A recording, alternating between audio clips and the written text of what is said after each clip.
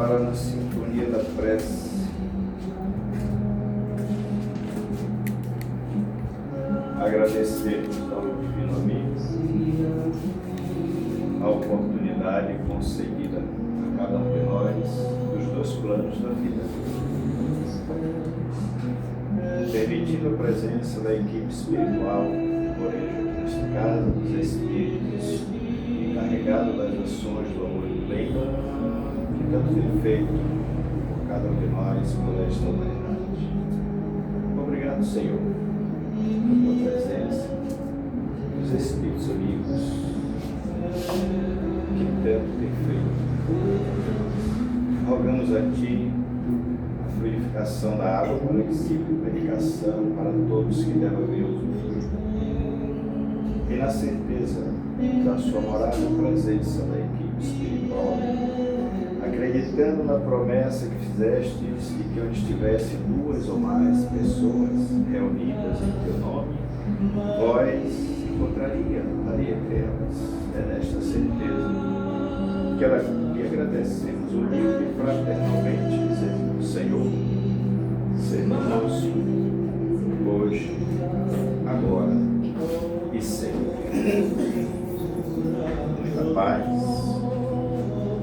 Que o Senhor nos abençoe a todos.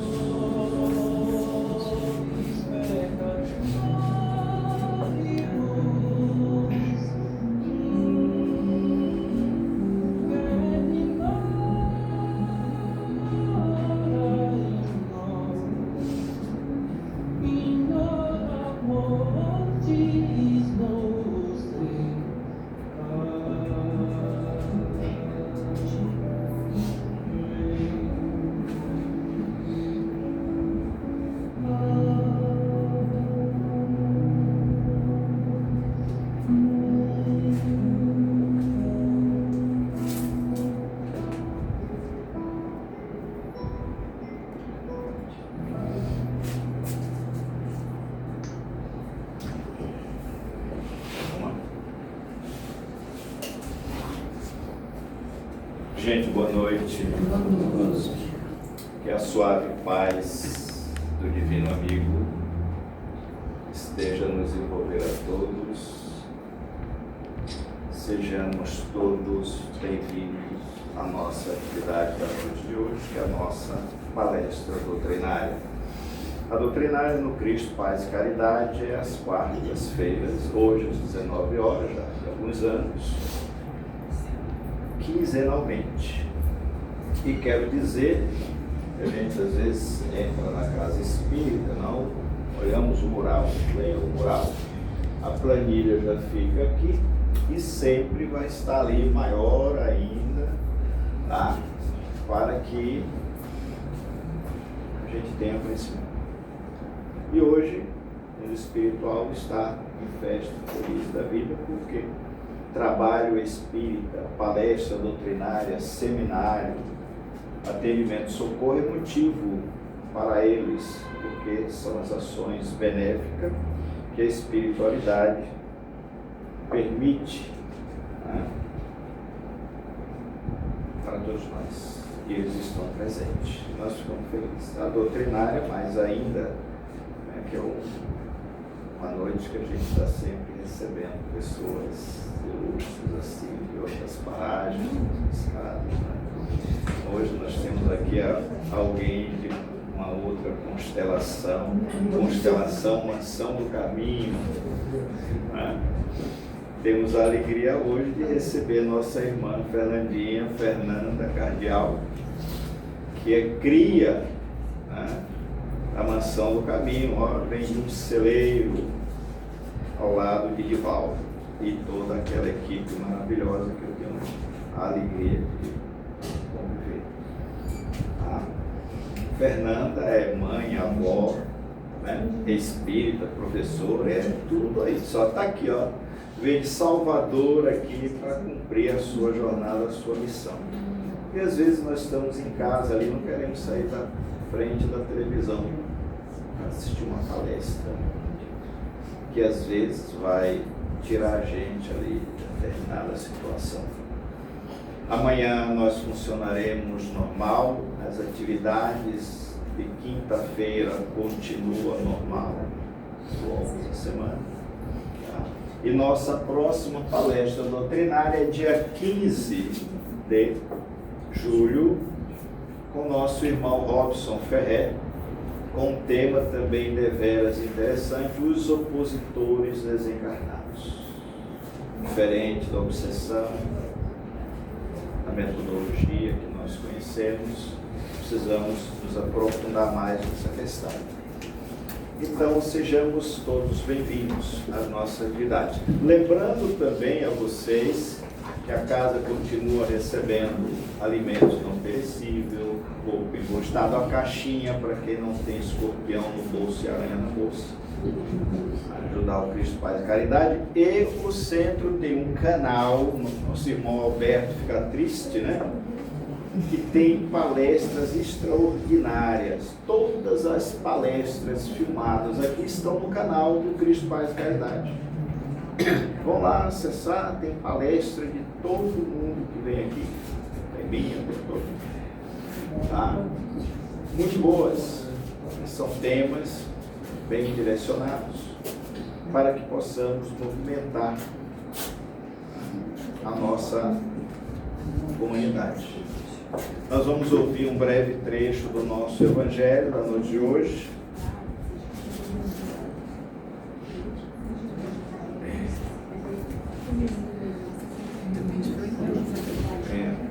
Nós vamos ver aqui um personagem aqui, é um tópico, viu?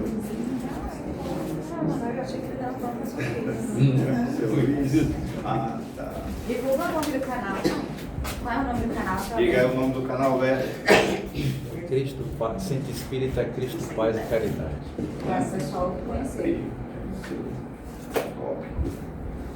Nós vamos ouvir o Evangelho aqui com a nossa irmã Elaine Cristina, Boa noite, gente. que vem de outras paragens também. Em seguida, Achei que vem a Fernanda.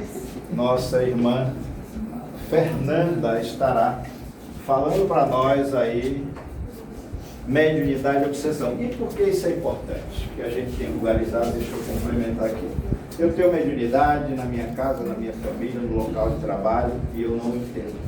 Ou eu quero vulgarizar a mediunidade. A obsessão é o flagelo da nossa humanidade. Está acontecendo em torno de mim, na minha família, onde eu estou, e eu não procuro identificar nem canalizá-lo para onde realmente pode resolver a situação. Porque a obsessão é a psicopatologia que a medicina, o remédio de farmácia não resolve. Mas o centro espírita resolve. Desde que você busque um compromisso com seriedade e a casa esteja voltada também para essa questão. Porque não é só aqui no meio, nas ações desencarnadas. Eu preciso saber se eu tenho um lastro espiritual para fazer frente a um processo obsessivo. Isso é o que coloca todos os espíritos. Então as casas precisam trabalhar-se para isso aí. Fernanda, você tem 1 hora a partir do momento que você começa a falar, e depois nós temos as perguntas, gente. Deixa a moça desenvolver o trabalho, vocês vão ter aí alguns minutos para formular as perguntas, as dúvidas de vocês. Joana de Ângela. Vamos lá. Beleza, tudo bem, senhora? Como vai? De hoje que eu não lhe vejo. Pessoal, capítulo 16. Não se pode servir a Deus e amar muito. A verdadeira propriedade. O homem não possui de seu senão o que pode levar deste mundo. O que encontra ao chegar e o que deixa ao partir, goza durante a sua permanência na terra. Mas uma vez que é forçado a abandoná-lo, dele não tem senão o gozo e não a posse real. Que possui ele, pois? Nada daquilo que é para uso do corpo, tudo que é de uso da alma. A inteligência, o conhecimento, as qualidades morais, eis o que traz e o que leva. O que não está no poder de ninguém lhe tirar. O que lhe servirá mais ainda no outro mundo do que neste. Dele depende ser mais rico em sua partida do que em sua chegada. Porque daquilo que tiver adquirido em bem, depende a sua posição futura. Quando o homem vai para um país longínquo, compõe a sua bagagem de objetos usáveis naquele país. mas não se carrega daqueles que lhe seriam inúteis. Fazei, pois, o mesmo para a vida futura e fazei provisão de tudo aquilo que poderá nela nos servir, na vida espiritual. Obrigada, Fernanda. Boa noite a todos. Que a paz do nosso Senhor Jesus Cristo permaneça conosco. A mediunidade não é um apanágio da doutrina espírita. Não foi o espiritismo que inventou a mediunidade. Desde que o ser humano está na Terra, que se tem notícias nas variadas civilizações da existência da influência dos espíritos sobre esse ser humano encarnado. Obviamente que os pesquisadores dessa área revelam que nos primórdios das civilizações a influência espiritual está muito ligada à sobrevivência, às questões do dia a dia.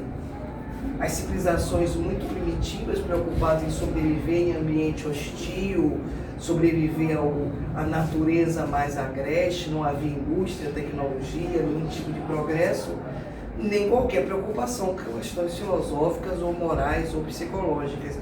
Então a influência espiritual estava muito ligada à vivência do dia a dia, à necessidade de sobreviver, mas havia essa presença dos espíritos. Tanto que muitas sociedades vão relatar dos seus sacerdotes, dos xamãs, daqueles que funcionam como se fossem gurus de suas comunidades. Nas civilizações antigas do Egito, mesmo na época do Cristo, em Roma, aqui no Brasil, cada um em sua época, sempre tiveram culturas com a presença da influência dos espíritos. Para as questões daquela comunidade, questões ligadas a desafios existenciais de sobrevivência e, claro, também questões afetivas. Havia muito profetismo, a questão de prever tragédias, acidentes, ou questões de agricultura, ou políticas, ou de qualquer outra natureza muito ligadas àquele momento evolutivo. Porque o ser humano não tinha ainda uma preocupação de natureza mais moral ou ética. Isso veio depois, com o tempo, com o progresso, a presença dos missionários do Cristo na Terra, para justamente trazer esses germes da cultura, da valorização do ser, da ideia do direito, da moral, do respeito ao homem, à mulher, à criança, ao idoso, da ideia do bem, do certo e do errado, do bem e do mal, do justo e do injusto. E claro que a influência dos espíritos foi se fazendo cada vez mais ostensiva, ainda que não compreendida. Porque, obviamente, por exemplo, quando a gente pensa na época de Moisés, só para fazer um breve e simples recorte, por que ele teria proibido a comunicação com os espíritos? Primeiro, você proíbe alguma coisa que existe, então existia. Mas por que ele teria a preocupação e a decisão de proibir? Porque muitas vezes se tornou abusiva, desrespeitosa. Porque, infelizmente, uma das grandes chagas da humanidade é o egoísmo ainda desde os tempos remotos até os dias atuais, preocupação com nossas necessidades individuais. Então, na hora da comunicação com o mundo espiritual, muitas vezes a preocupação é que atenda meus desejos, anseios e aspirações de natureza individual. Às vezes, obviamente, o individualismo se expande para o grupo familiar, um afeto querido doente, com problemas de saúde, de doença, dificuldades financeiras, mas muito estreito o círculo do eu e dos meus, sem grandes preocupações com as questões da coletividade maior, principalmente em situações mais delicadas de natureza psicológica, social, sociológica. Evidentemente que esta relação abusiva, exploradora, determinou que Moisés estabelecesse não mais comunicar. Obviamente é com Jesus que aparece a mediunidade, não com o termo mediunidade, obviamente, que foi usado bem mais tarde, mas a relação com o mundo espiritual de maneira respeitosa, ética. Porque o próprio Jesus estabeleceu que para dialogar com espíritos é preciso autoridade moral. É como se Jesus inaugurasse oficialmente uma forma ética, uma forma moral de lidar com o mundo dos espíritos, porque sempre houve essa relação entre encarnados e desencarnados, mas não era permeada pela ética, era pelo interesse. O que é que aquele Deus ou deusa pode trazer para mim, para o meu exército ganhar uma guerra em relação àquela outra cidade, para que a agricultura tenha muitos frutos, para que os meus interesses pessoais ou familiares ou do meu grupo de um país, de uma cidade, vence e derrote os outros. Não é a tradição do homem na Terra, não acontecendo depois das guerras santas, a própria Inquisição da Idade Média. Então, nossa relação com o divino ainda é muito permeada por interesses pessoais, ou seja, pelo egoísmo de indivíduos, de famílias, de grupos, de nações. Não há uma ideia ainda de fraternidade e solidariedade. Quero até fazer uma parte em relação a isso, no momento da Copa do Mundo. Há alguns momentos de beleza que estão acontecendo, para quem presta atenção do ponto de vista psicológico. Por exemplo, eu estava observando, olhando até mesmo nas redes sociais, a derrota que a seleção acho que é Curaçao, teve em relação à Alemanha. Perdeu de 7-1. E nenhuma certa seleção também que a gente conhece aconteceu em outra época. Só que, diferente do Brasil, a seleção de Curaçao é uma seleção que não era conhecida, mas estava tão feliz de participar de uma Copa que o único gol que fizeram, foi motivo de comemoração. Observemos que no Brasil, como brasileiros são muito passionais, a gente quer a vitória. Senão a gente vai aos jogadores, vai ao técnico, aquele horror todo. Não importa se o jogador se esfalfou no campo, mas perdeu, a gente quer vaiar, quer dizer que é incompetente, horrores. Pois o único gol que a seleção do Curaçao fez, a torcida foi indelível, a torcida deles, mesmo tomando de 7-1. E quando terminou, se abraçaram, oraram e abraçaram os jogadores da Alemanha, que seriam aqueles que o derrotaram. Mas o esporte não teria uma proposta de confraternizar povos? Principalmente esses campeonatos internacionais, não é só um campeonato dentro de uma nação. É um campeonato, vamos dizer assim, uma Copa que envolve várias nações, cujo princípio devia ser a fraternidade, a harmonia, a felicidade, independente de quem ganhou. Primeiro, segundo, terceiro, quarto lugar, a felicidade de estar junto, de compartilhar um momento com outros povos.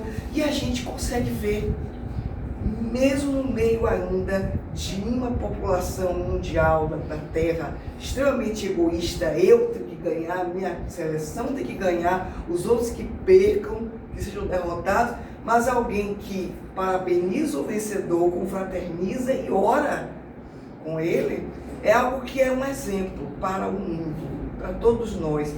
Porque quem não sabe perder não tem o mérito do ganhar, não tem maturidade para isso. Então, se eu só apenas tenho um sentimento de presunção, de superioridade em relação ao próximo, é claro que ainda predomina em mim, em qualquer pessoa que se comporte dessa maneira, o egoísmo, o orgulho, a arrogância, a presunção. E todos esses elementos, entre tantos outros, são preponderantes para patologias espirituais. Por exemplo, a obsessão.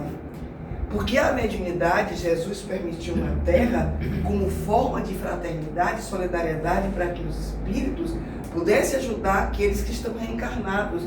Porque Deus determinou a necessidade da reencarnação. É, por assim dizer, um recurso pedagógico divino, porque ele poderia deixar todo mundo evoluindo no mundo espiritual, sem nascimento, sem morte, sem existência física. Mas o Pai Celestial determinou que era importante viver a experiência evolutiva no corpo físico e não apenas no plano espiritual. Só que ele sabe, assim como Jesus e os espíritos bons e nobres, que é muito desafiador uma existência de encarnados. Então permitiu que os espíritos pudessem intercambiar conosco, mas não para atender interesses personalistas. Vou enriquecer, vou ganhar dinheiro, vou casar, não vou. Interesses meramente particulares, e que isto já era feito nessas civilizações passadas, inclusive na época de Moisés, na época do Cristo e na nossa contemporaneidade também. Houve uma época que era muito comum os passes, os médios passistas medianizados. Hoje é mais difícil encontrar, mas eu, como sou idosa, vivi essa época. Me lembro que a minha mãe e uma das minhas tias eram passistas. E nesse Centro Espírita X, em Salvador, o passe era aplicado medianizado. E aí eu, nos meus 13 anos, nos anos lá atrás, que eu não vou dizer a data, para não entregar a minha idade, lá atrás, no século passado, o que acontecia? Eu ficava do lado, em vez de ficar sentada, orando, ficava de adolescente de 13 anos, do lado da minha mãe e minha tia, ouvindo a conversa que não era minha conta, mas ficava. Ninguém me tirava, eu ficava lá, de curiosa, enxerida, como dizia minha mãe. E aí eu via as pessoas dialogando com os espíritos através dos médios, pedindo coisas materiais. Pediam emprego, pediam relações afetivas, casamentos, pediam para separar A de B para ficar com A. E sempre ouviam aquele chepo, aquela bronca, para que a pessoa despertasse, que ela não estava ali para pedir, para ter o casamento, o dinheiro, o emprego, ainda que sejam todas necessidades importantes. Mas você não pode procurar, ou não deve procurar, uma casa religiosa com a finalidade precípua de atender meus anseios de casamento, de dinheiro, de emprego, disso, de aquilo, de viagem para não sei onde, ou de ter uma casa própria. Que a gente reconhece a importância de tudo isso, porque estamos encarnados, mas, como Jesus dizia, primeiro buscar o reino de Deus e sua justiça. Tudo mais depois será acrescentado conforme as necessidades evolutivas de cada um. Então a gente inverte e quer que a divindade e que os espíritos bons que representam a vontade de Jesus na Terra atendam minhas necessidades reais ou supérfluas, mas terrenas. E esqueço do espírito que eu sou. Isto significa que na fase primária de nossa evolução ainda estamos fixados.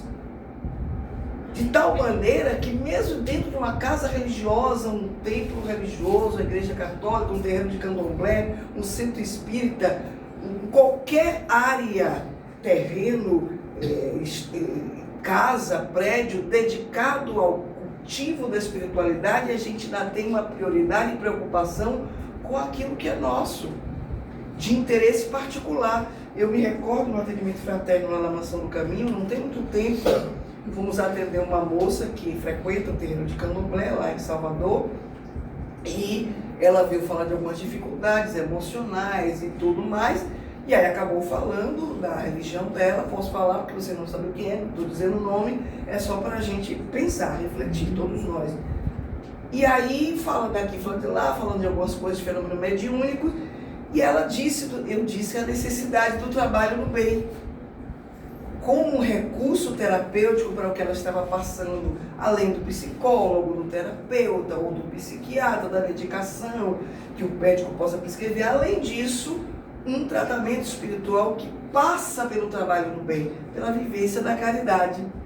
Aí ela disse, mas eu já faço o bem lá no terreiro de candomblé, que eu não sei qual é, que ela frequenta.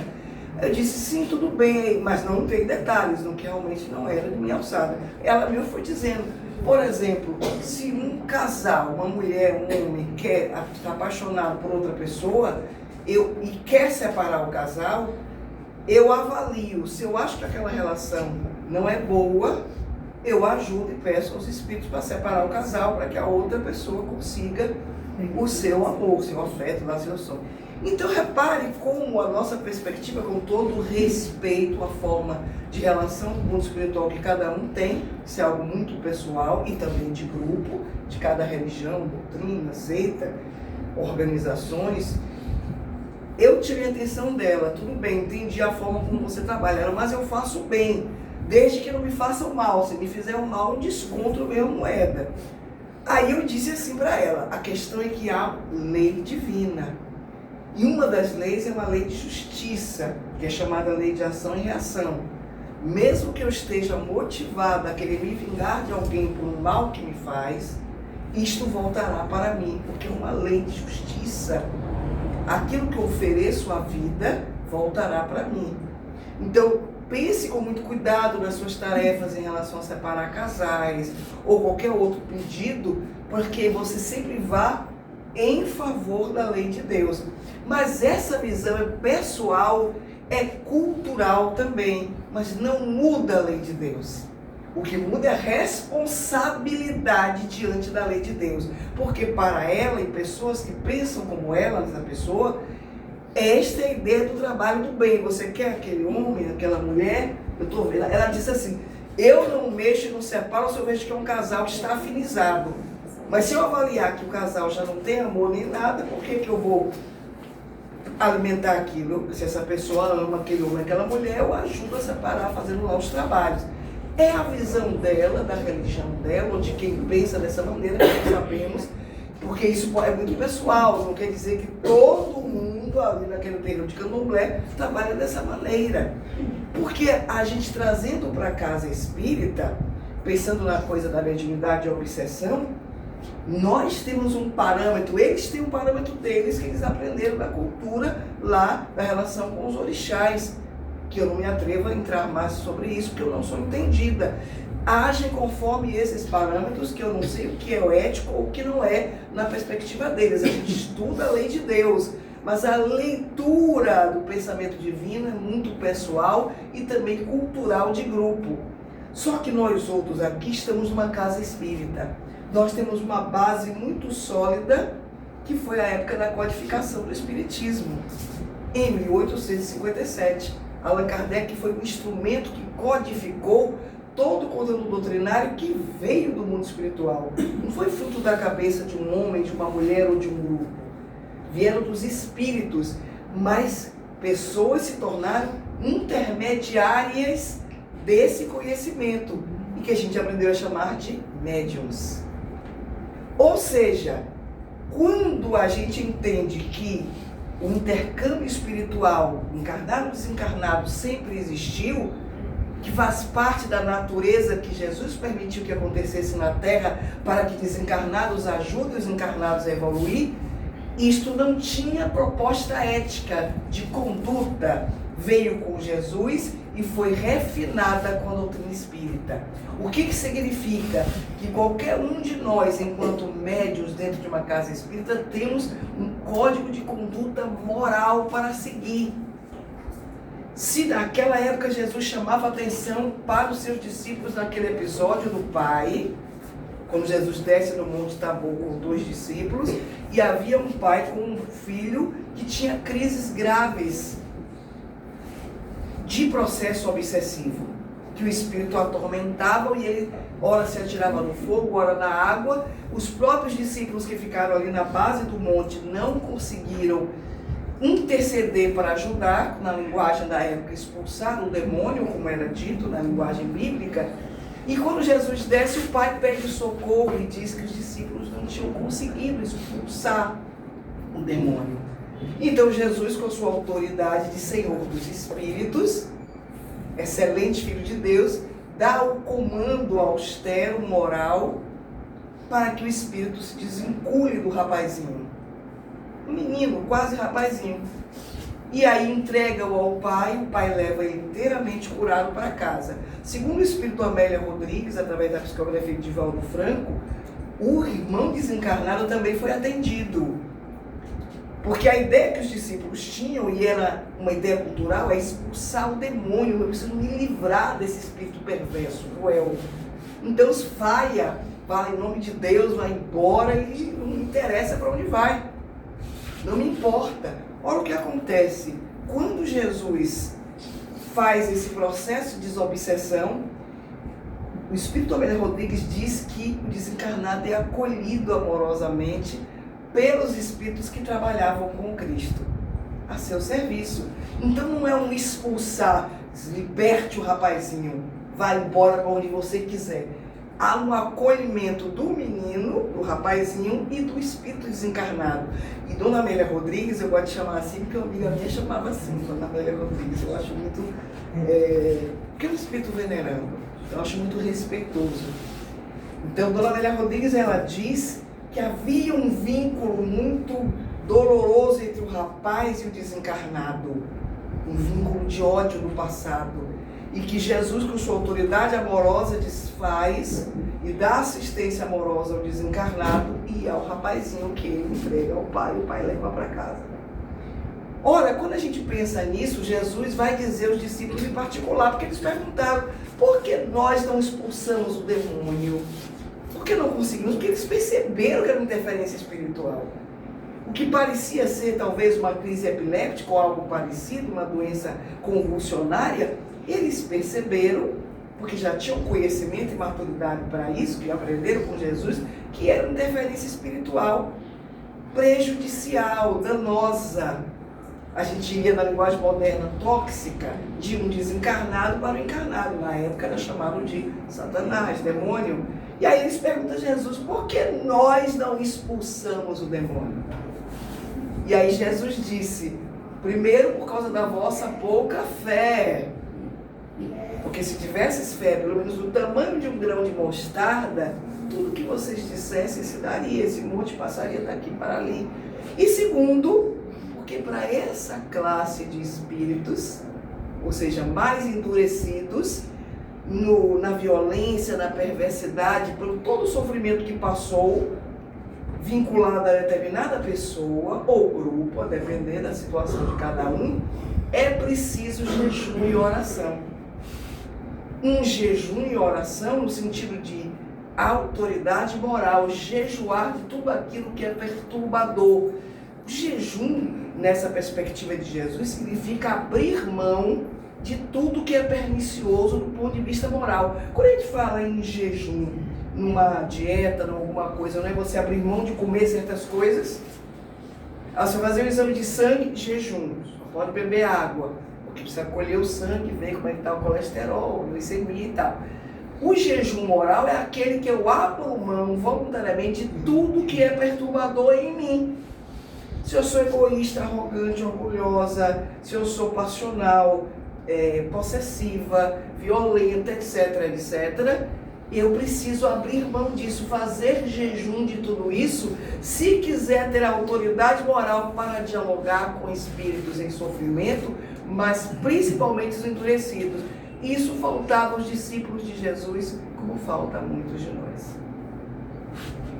Se a gente fosse perguntar aos espíritos bons por que não conseguimos interromper aquele processo obsessivo, porque nos faltou autoridade moral para isso. Não é gritaria, não é recursos de exorcismo com respeito a todos aqueles que utilizam, mas nós espíritas sabemos que não é isto que vai libertar encarnados e desencarnados, que é muito mais um processo moral, psicológico, energético, cuja base precisa começar no obsidiado, mas aquele que se torna um terapeuta, aplicando passe, dialogando com o desencarnado, precisa se esforçar por ter autoridade moral. É o jejum. E a oração é a vinculação com o divino. Todo mundo sabe da importância da oração. Espíritas sabem, cristãos sabem. E Jesus disse: é esse o problema que aconteceu. Ele não disse: é só porque eu tenho autoridade moral. Ele disse: vocês não estão preparados para isso. Falta esse jejum moral. Será que esse recado de Jesus é só para os discípulos daquela época? Será que, crescendo a partir da codificação espírita, o exercício da mediunidade, temos jejuado moralmente? Porque quando a gente lê as obras que tratam sobre a obsessão, e a número 1 é o Livro dos Médiuns, tem um capítulo especialmente associado à mediunidade, à obsessão na mediunidade, porque o livro todo é um tratado de mediunidade, é o maior que existe, mas tem um capítulo específico em que Kardec faz essa conexão de obsessão e mediunidade. E aí observamos que ele traça o porquê das obsessões, principalmente com médiuns. É claro que ele vai dizer durante o capítulo que a obsessão pode acontecer com qualquer um, mesmo aqueles que não são ostensivamente médiuns, que não têm uma faculdade de vidência, de psicografia, de psicofonia ou qualquer outra explícita, bem caracterizada. Médium todo mundo é, porque em algum grau a gente tem conexão com o mundo espiritual. A gente é influenciado pelo mundo espiritual e de alguma maneira ou de outra percebe isso. Então, médium, por conceito, todo mundo é. A gente diz na prática, médium aqueles que têm a mediunidade bem definida. Você vê espírito, você ouve, você psicografa, você cura, cada um com suas características. Você materializa, etc. Que hoje em dia é mais difícil efeitos materiais, mas era mais comum na época de Kardec, de Chico Xavier, de Divaldo, e isso foi mudando com o tempo. Mas como todos somos médiuns por conceito, isso significa que todos somos influenciados espiritualmente. Para o bem, para o mal. E se somos influenciados, quer dizer que nenhum de nós pode ou deve ter a arrogância, a soberba, a pretensão de dizer: eu nunca fui obsidiado ou nunca serei. Porque é uma pandemia. É uma doença, uma parasitose espiritual que atinge o planeta inteiro, com as mais diversas características. Não é à toa que a doutora Marlene Nobre e outros autores da área da mediunidade colocaram quanto a obsessão traz máscaras distintas. Porque é tão complexa que até hoje os espíritos bons continuam estudando a obsessão, além da própria mediunidade. E quando elas se cruzam, aí a situação é mais complexa. Porque qualquer médium, ostensivo ou não, está passível de ser obsidiado. A razão é, mantemos em nós características de imperfeição, que a gente citou algumas: egoísmo, orgulho, preguiça, maledicência. A gente tem que entender que qualquer, vamos dizer assim, característica nossa que é contrária à lei de Deus é fator de conexão para o mundo espiritual. E, naturalmente, espíritos imperfeitos como nós, tanto quanto nós. É como se houvesse, e é o que acontece, segundo os espíritos dizem, os estudiosos, como Manuel Flamengo de Miranda, o próprio Allan Kardec e tantos pesquisadores encarnados e desencarnados, uma afinidade, sintonia de semelhantes. A gente se comporta, quando estamos em processo de obsessão, como se fôssemos vítimas. Que o desencarnado é o malvado, é o perverso. Está certo, está agindo com perversidade, está. Mas eu não sou inocente, quanto eu quero parecer para mim e para os outros. Me recordo quando se fala de mediunidade na infância, por exemplo, porque a gente, quando pensa em perspectiva de ser humano encarnado, a imagem da inocência e pureza é da infância. Como dizia uma amiga minha que era da igreja dos Mormons, é a igreja de Jesus Cristo dos Santos dos Últimos Dias. Mormons é mais prático. E ela dizia: Fernanda, não tem bebê mau. Você quer me dizer que o bebê é mau? A criança é má e por isso é obsidiada? Eu disse: não é o bebê que é mau, a criança. O espírito que vivencia a experiência na existência terrestre tem uma história passada. Agora está com uma aparência de pureza, de inocência, de bebezinho, uma criancinha, um jovenzinho, uma jovenzinha. Ou até nós adultos que a gente se acha anjos de candura.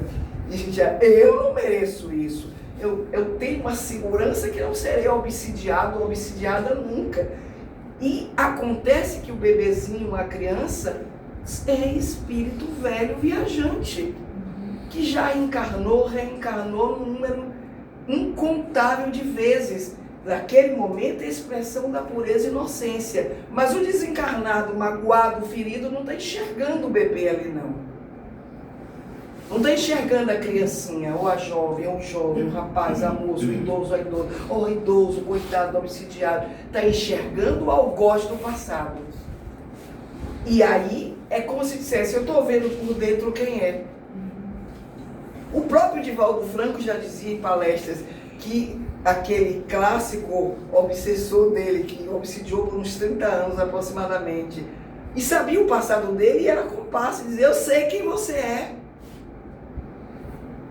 Não acredito no que você está fazendo. Mesmo ele vendo a obra da Mansão do Caminho, o trabalho de Divaldo, como se dissesse: tudo falso. Eu sei quem você é. Porque conhecia o passado dele. Dizia: volte para o reduto.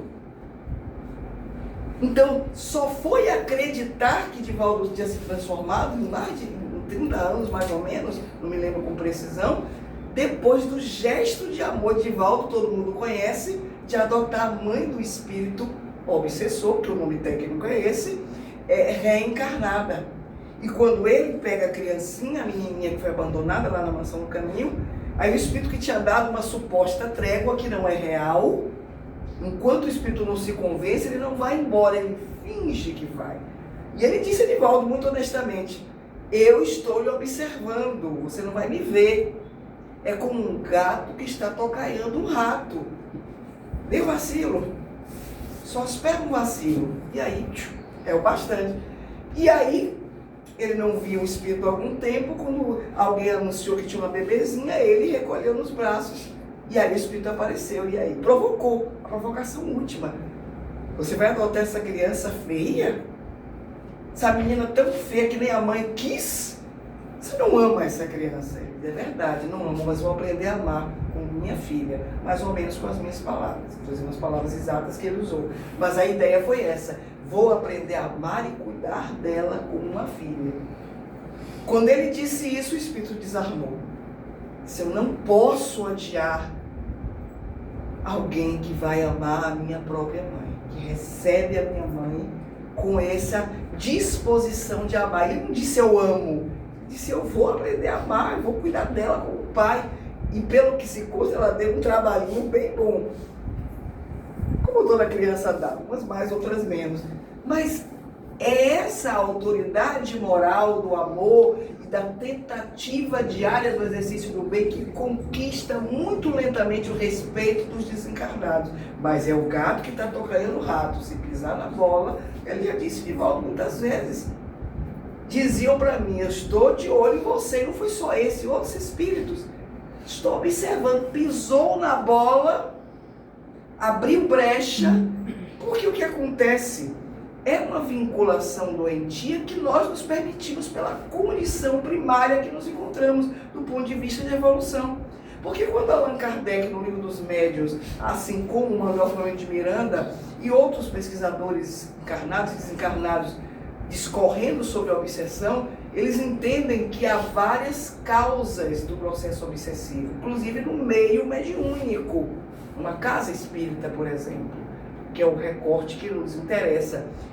E um deles são as imperfeições morais, é um dos básicos, fundamentais. Ele cita textualmente o egoísmo.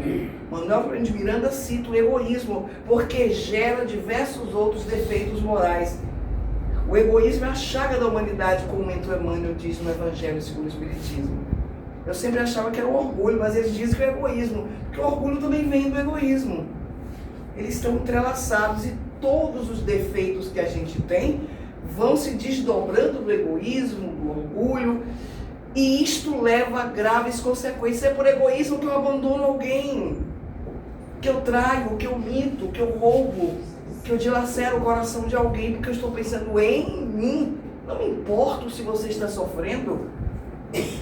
É como se fôssemos tratores passando em cima dos outros. Eu quero ser feliz, ou eu, ou meu parceiro, ou minha parceira, minha família, meu grupo. Eu quero vencer a guerra, quero vencer o campeonato disso ou daquilo. Então, é em nome desse egoísmo e de vários outros comportamentos viciosos que a obsessão na Terra está uma parasitose assim mundial de preocupação dos espíritos, e devia ser a mesma preocupação nossa, porque se a gente vai elencar como Kardec o fez, dialogando com os espíritos nobres na época da codificação e também em 1861, quando foi lançado o Livro dos Médiuns, esse tratado maravilhoso, leiam, que é maravilhoso, leiam, releiam infinitamente. Porque quem ensina a mediunidade está ali. Allan Kardec e os espíritos nobres, venerando os mesmos espíritos. Eles dizem que o desencarnado, ele está doente, é enfermo espiritual. Não sou eu só obsidiada que estou doente e venho buscar tratamento aqui. O desencarnado que me oprime, 1, 2 ou mais, que existem obsessões coletivas, está tão doente quanto eu, é um enfermo. E todo enfermo tem que ser tratado com respeito, com carinho, com austeridade, com disciplina, com limites, mas com amor. Não é alguém que tem que se livrar. Eu tenho que me livrar, eu vim aqui me livrar do espírito que está me obsidiando, ou meu filho, ou minha filha, ou quem for. São enfermos espirituais. espirituais, do ponto de vista espiritual, psicológico e, sobretudo, moral. O obsidiado é alguém gravemente comprometido. Não é um inocente. Parece estar doente, está com alguma alienação, uma dependência de drogas, alguma coisa. Parece-nos um coitado e merece o nosso respeito e compaixão, mas não é uma vítima real. Ou melhor, é vítima de si mesmo. Porque no fundo é o que somos. Sou vítima de minha covardia diante dos desafios da vida, do meu egoísmo, da minha violência, da minha preguiça, da minha fofoca, da inveja, do ciúme. E tudo isso é um chamariz, é um pisca-pisca de árvore de Natal para chamar todos os espíritos parecidos comigo. E aí ocorre o plugue. A tomada mental está aqui em nós, ó, e eles plugam. A minha mãe usava uma imagem que ela dizia assim: imagine que você tem 2 pratos numa mesa. Um está limpo, lavado, seco, e o outro com migalhas de qualquer alimento. Os insetos irão nos 2 pratos. Nos 2. Vão passar barata, mosca, o que for lá. Mesmo no prato limpo. Só que não tem com o que se entreter. Vai, tenta, procura, não acha, mas encontra o prato com as migalhas. E outros insetos virão. Ou seja, qualquer um de nós será, de uma forma ou de outra, assediado por espíritos, mesmo que o seu prato mental esteja supostamente limpo. E quando dizemos supostamente, Kardec perguntou isso também no Livro dos Médiuns. Ele diz assim, Kardec dizendo: nós conhecemos pessoas dignas, honrosas, pessoas do bem, e que são obsidiadas na sua família. Como os bons espíritos permitem isso? E os bons espíritos responderam: quem lhe garante que elas não têm imperfeições? Aos seus olhos elas parecem virtuosas, porque cidadão, trabalhador, não cometeu nenhum crime, pessoas honrosas, dignas, que não tem qualquer comportamento ignóbil, mas ele diz, tem imperfeições que você não vê, mas tem. Imperfeições, elas podem ser egoístas, orgulhosas. Ele conta nesse capítulo 2 episódios interessantes em relação à mediunidade e obsessão. Ele conta o caso de irmãs que moravam numa casa e que não tinham qualquer conexão com o espiritismo, não sabiam de nada, não tinham conhecimento, mas as roupas delas estavam sempre rasgadas, perfuradas. Por mais que elas escondessem, trancassem, chaveassem qualquer móvel, as roupas apareciam todas rasgadas. E aí chamaram gente para dar exorcismo, perceberam que não era, porque acharam inicialmente que era algum malfeitor, alguém fazendo alguma coisa, uma brincadeira mórbida. Mas elas tiveram todo o cuidado de segurança e continuava, não adiantava de elas escondessem as roupas, todas rasgadas, destruídas, imprestáveis. Aí chamaram o padre, o pessoal benzeu, fez isso, fez aquilo, nada resolveu. Alguém falou de Allan Kardec e ela foi procurar. Allan Kardec, devido à sua autoridade moral, ele tinha conexão com os espíritos nobres, como nós todos sabemos. E ele, para ajudar as pessoas, dialogava com esses espíritos através dos médiuns. Como a irmã Cidifô, as meninas Budão e outras tantas com quem ele trabalhou no processo da codificação kardeciana. E os espíritos responderam: vou explicar o que acontece com essas senhoras. Diga a elas que isso está acontecendo por um espírito que foi muito prejudicado por elas. O problema delas é a língua. A língua. Elas falam demais da vida dos outros. E isso tem prejudicado muita gente, inclusive este espírito desencarnado. Então, por causa da língua afiada delas, é que esse espírito está cheio de ódio, destruindo as coisas. Não adianta, isso só vai mudar quando elas refletirem, mudarem o comportamento, deixarem de ser linguarudas, não usou esse termo, mas falou da língua, claramente. Quando elas mudarem o comportamento moral, vai sensibilizar o espírito e ele vai deixar de destruir as roupas dela. Porque ele odeia, porque ele também foi prejudicado quando estava encarnado. A gente sabe o quanto uma maledicência pode destruir a vida de alguém. A minha fofoca pode parecer inocente, mas o efeito que vai dar na vida de vocês, só vocês é que sabem. Fala mal de você, do seu casamento, que você é isso, você é aquilo. Não dá mais se for em verdade. O Espírito Jonas de Ângeles, ele diz, nunca passe adiante notícias malsãs. Ela nem disse se é verdadeira ou falsa. Não passe adiante. Mas é verdade, não interessa. O mal não é para passar adiante. Chegou até você, ó, morreu ali. E essas senhoras são vítimas de uma obsessão porque eram linguarudas e fofoqueiras. Tanto que Kardec disse assim para o Espírito, eu não quero falar dessa maneira, porque dizer na cara de alguém que a pessoa é linguaruda é difícil, né? Porque o que a gente quer ouvir é, coitada de Fernanda, sofrendo obsessão. Peraí que a gente vai dar um jeito que você não merece isso. Porque senão elas são linguarudas, são responsáveis. Não falou que elas tinham esse ou aquele vício, era a língua delas, que era muito venenosa, peçonhenta, o termo é deles, eu só estou repetindo aqui, feito papagaio. Aí diga a elas que se mudarem o comportamento moral, resolve o problema. Aí disse, você não queria falar dessa maneira, precisa falar porque as pessoas precisam se conscientizar da verdade. A gente não gosta de ouvir críticas, principalmente quando estamos obsidiados, mesmo em obsessões simples. Se chegar a fascinação, pior ainda, por causa do orgulho em nós. Alguém dizer que eu sou mentirosa, fofoqueira, egoísta, preguiçosa, ainda que eu seja, eu digo, não aceito, e respeite, não sei o quê, e não aceitamos. Não tomamos aquilo para refletir se cabe ou não a carapuça em nós. Se não cabe, a gente descarta. Não sou fofoqueira, não sou mentirosa, não sou violenta, então cabe. Sou isso tudo, então vou trabalhar para superar isso. Mas se eu me melindro, eu sou uma candidata a ficar muito tempo obsidiada. Porque eu não reconheço minhas dificuldades morais e psicológicas, que são a matriz fundamental para atrair. Não é a causa única, mas certamente é uma das mais... um dos fatores causais mais intensos.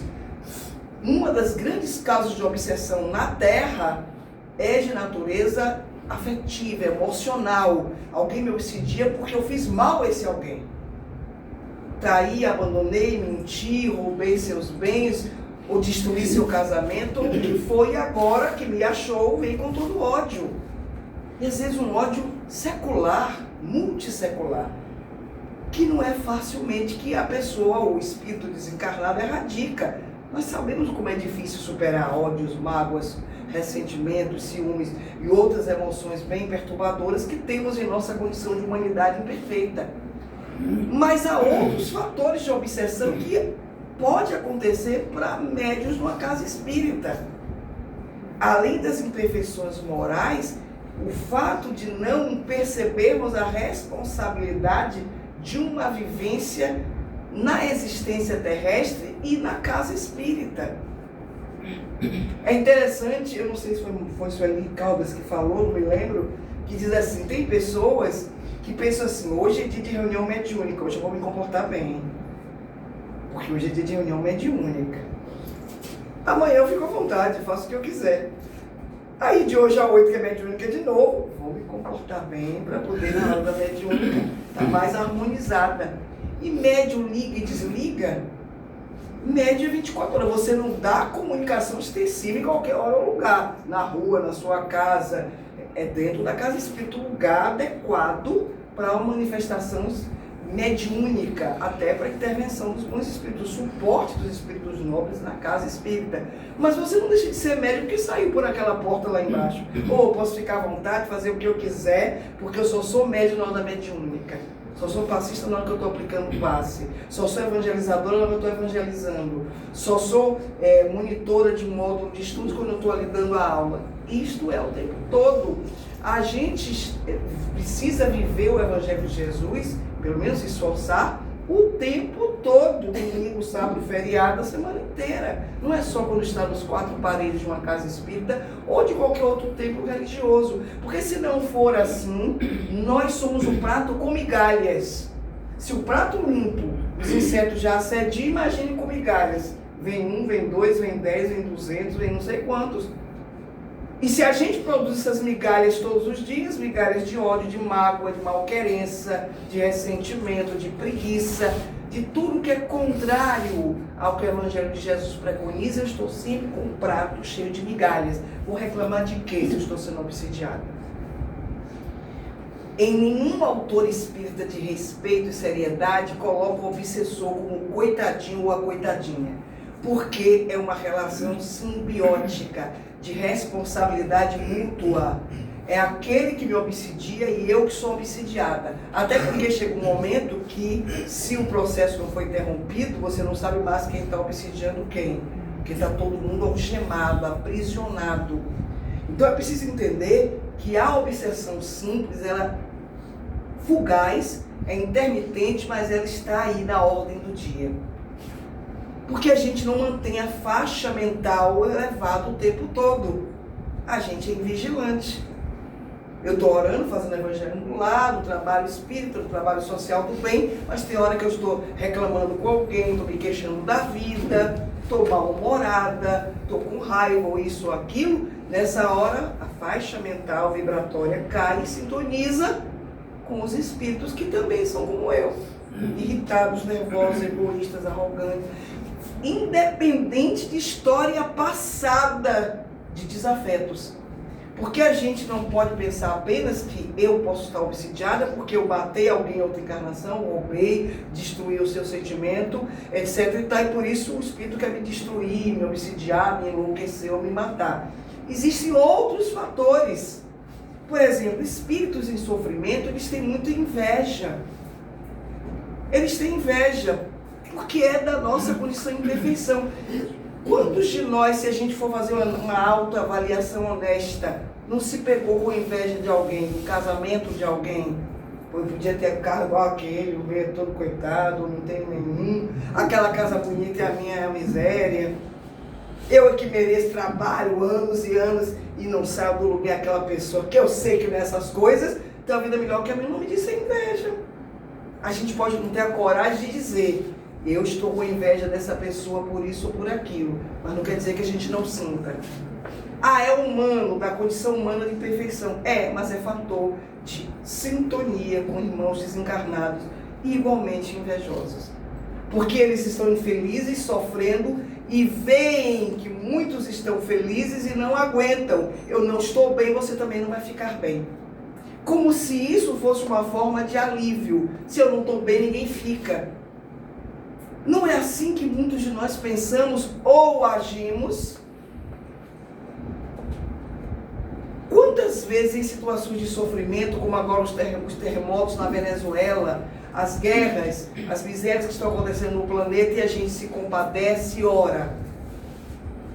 Se tem a movimentação interna de um sentimento de compaixão, de empatia pela dor do outro. Os espíritos dizem: e na hora que o outro está bem? Mesmo eu não estando bem, por essa ou aquela razão, eu sou capaz de felicitar o outro que está num momento de felicidade, de êxito, do ponto de vista econômico, financeiro, afetivo. Sou capaz de sair da minha dor e dizer: que bom que você está bem. Como você diz: não, estou sofrendo, eu não vou dar parabéns a ninguém, porque eu estou aqui sofrendo por essa ou aquela razão. Mas o sentimento de humanidade diz: aquela pessoa merece estar ali, conseguir um trabalho, o casamento está bem, os filhos, ou o que for.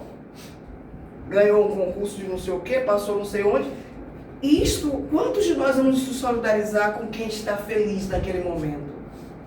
Mas o amor ao próximo em qualquer circunstância, como se fosse um casamento, na saúde, na doença, na alegria, na tristeza, na riqueza e na pobreza.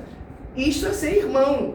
Estar junto, rir junto, chorar junto, oferecer o ombro amigo, um sorriso, um aperto de mão, uma prece, uma ajuda financeira se puder, ou de qualquer outra natureza, porque isso é solidariedade, parabenizar o outro, que bom que você está bem. Silenciar a própria dor para ajudar o outro a viver aquele momento de felicidade, de êxito em alguma coisa.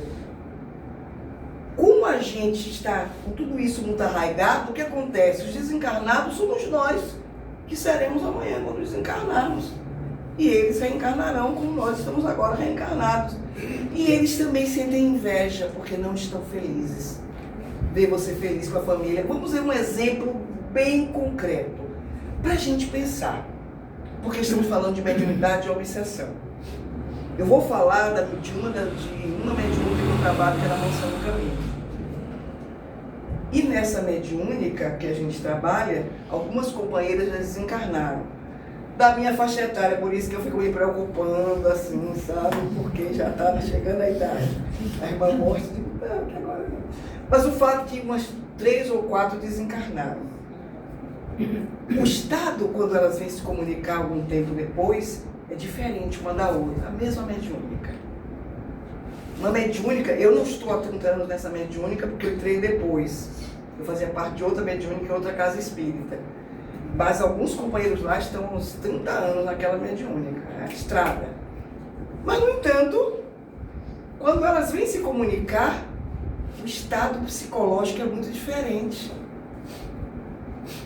E sabe o que é que mais incomoda e faz sofrer nossas companheiras? O apego à vida terrestre, especialmente vínculos familiares. E dentro disso ele diz, isso é normal. É normal se saudar do meu marido, minha mulher, meu filho, queria comemorar o Natal, tal. Isto é normal, é humano. Mas quando esses afetos que ficaram na Terra fazem uma nova relação, aí a coisa pega. Então nós ouvimos depoimentos delas, não é o meu marido, e aquela casa fui eu que fiz com ele. Você ouvir de uma companheira, não estou criticando minha amiga companheira, estou dizendo que ela somos nós. Podemos ser nós amanhã. Você tem um desapego de ver o homem ou a mulher de sua vida, a casa que você lutou para construir, aquele homem ou aquela mulher com um outro casamento, e você ficar feliz com a felicidade deles? Ou vai dizer, aquele homem ou aquela mulher é minha, essa casa aqui quem construiu fui eu, aqueles filhos que estão comemorando o Natal, ou sei lá o que, o aniversário, são meus, e eu ouvi isto de companheiras através da psicofonia. Estamos preparados mesmo para superarmos a obsessão? Porque o que acontece é que se apego, e apego é um grave fator de obsessão.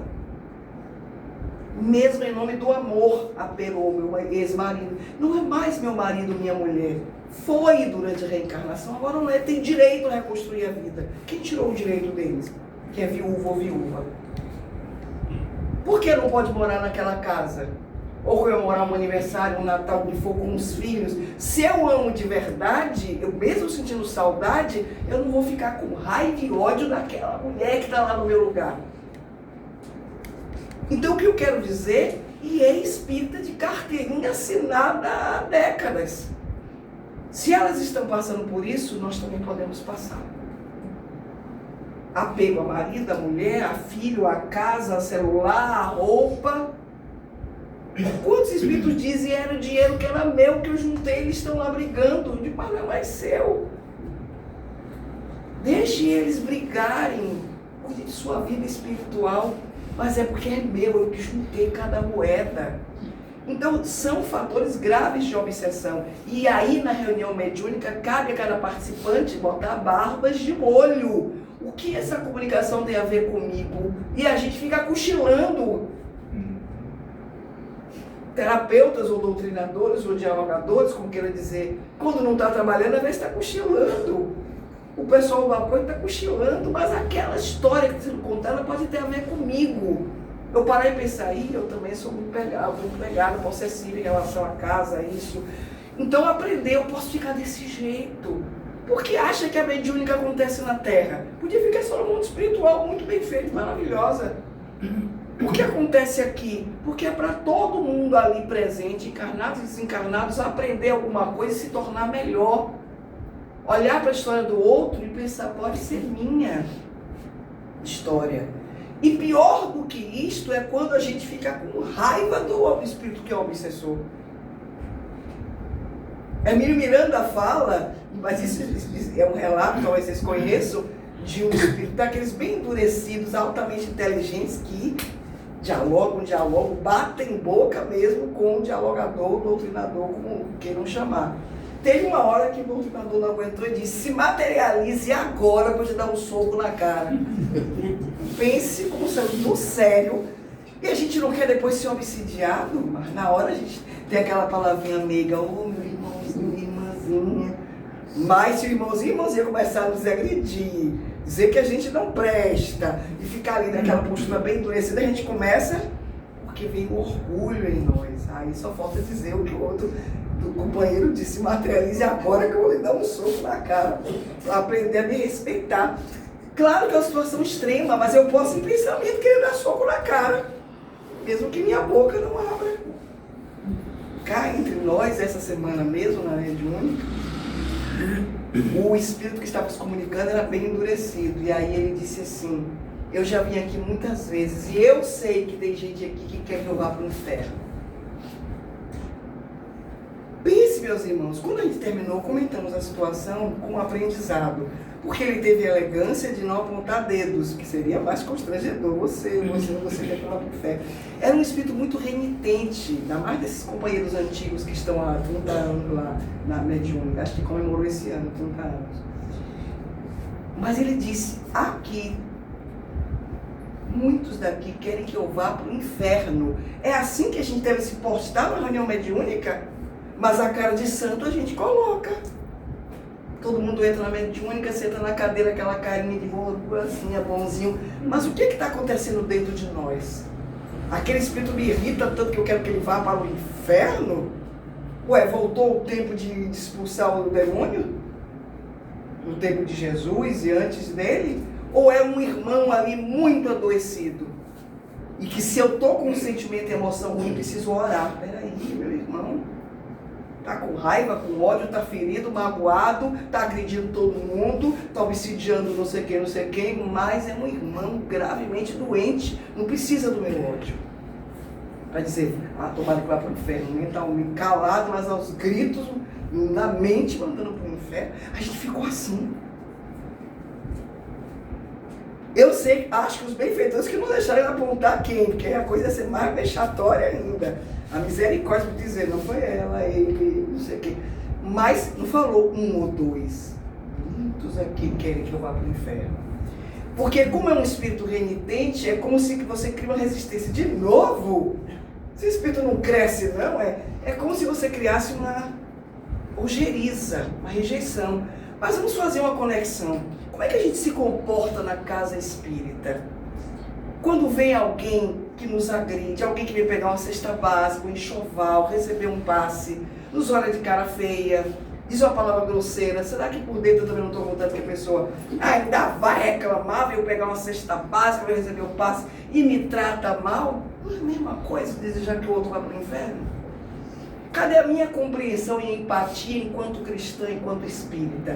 Isto é um puxão de orelha para todos nós, para cada um olhar se lhe cabe ou não, porque somos humanos imperfeitos, desencarnados e reencarnados ou reencarnados, muitas vezes reencarnados, para que a gente identifique e trabalhe isso, porque isso é desobsessão.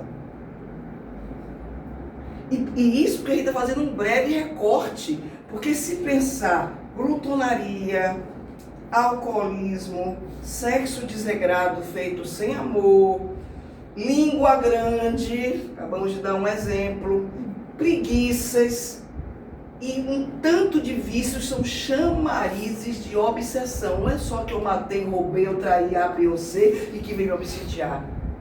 Se eu tenho qualquer comportamento desregrado, é fator de atração, de obsessão. Aí eu venho para a casa espírita para que alguém me livre do espírito obsidiando, lá fora eu volto para a glutonaria, para o sexo desregrado com cara de parceiro, sem amor, sem respeito, nem por mim, nem pela outra pessoa, ou fumo, ou bebo. Não estamos criticando ninguém, nós estamos abrindo os nossos olhos de que nós é que chamamos e desencadeamos o processo obsessivo.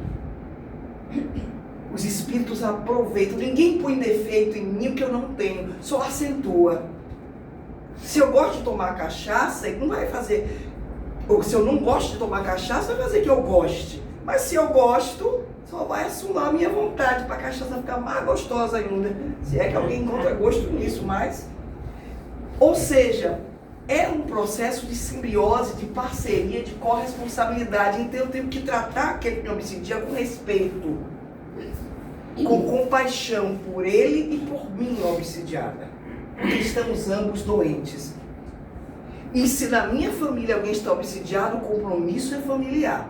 Claro, fundamentalmente da pessoa obsidiada, mas se é na nossa família, os vínculos estão ali. Não é o meu filho, minha filha, minha mulher, meu marido que está obsidiado e eu sou a coitada sofrendo. Não é coitado, não. Não somos coitados. A gente pensa que é.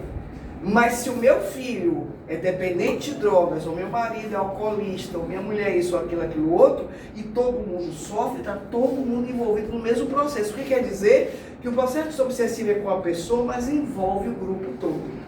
Respeito, compaixão, oração, passe. E no nosso caso, nos lembrarmos o que todo mundo já sabe. Desobsessão é autoiluminação, é conhecimento espírita, é mudança de pensamento. É a chamada reforma íntima, que é esforço de mudança moral.